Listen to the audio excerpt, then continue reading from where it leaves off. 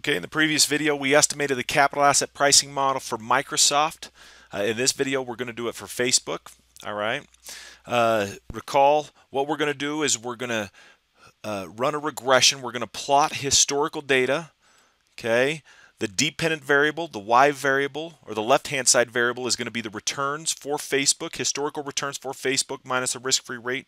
The independent variable, or X variable, is going to be the market risk premium.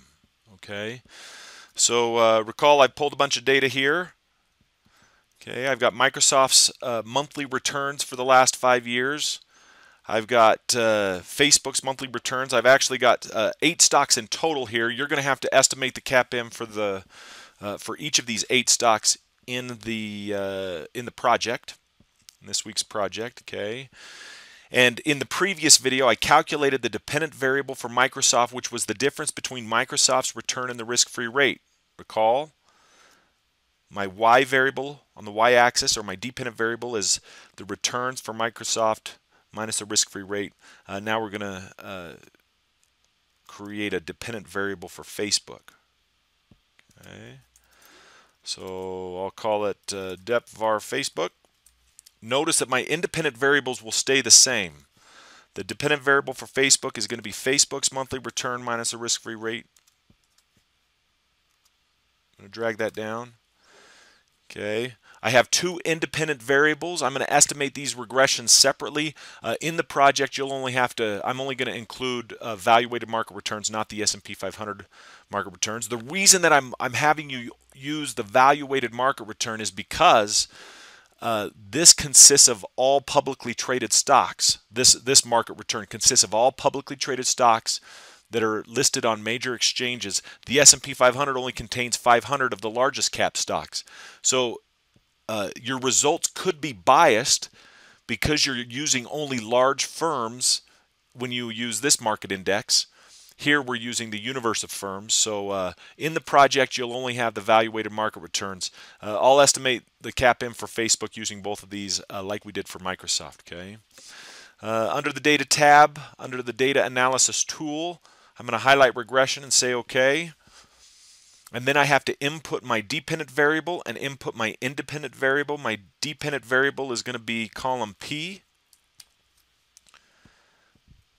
That's going to be Facebook's returns minus the risk-free rate. Let's run this first for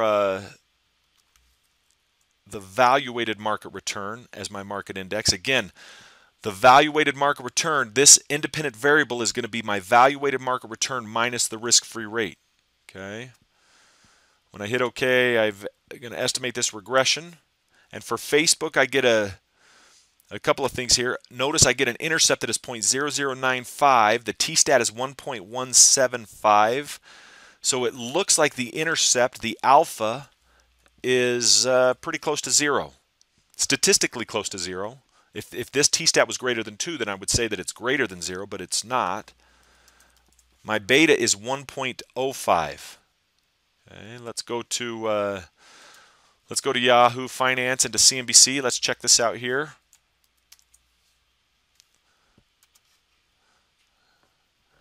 If I click on Facebook, pull up Facebook's information, I've got a beta of 1.02. Okay. So my beta of 1.05 is fairly close. I'm almost hitting that beta that CNBC has calculated perfectly. If I go to Yahoo Finance and upload Facebook stock, I get a beta of 1.5. Look, I nailed the Yahoo Finance beta here of 1.05. So understand this video and the previous video showed you the sensitivity that our regression results have when we include different types of market returns. Okay, let me run this one more time using the S&P 500. My dependent variable is going to be column P like it was before, but my independent variable now is going to be column R. When I hit OK, look, I get a slightly higher beta I get a slightly higher alpha as well, but that alpha is still statistically close to 0. I get a slightly higher beta. Recall it was 1.055 and now it's 1.059. Okay, and we've looked on Yahoo Finance and CNBC and showed that those are relatively close to the betas that I estimate there. So a couple of things here. First, understand the sensitivity that our results will have when we include different measures of market returns.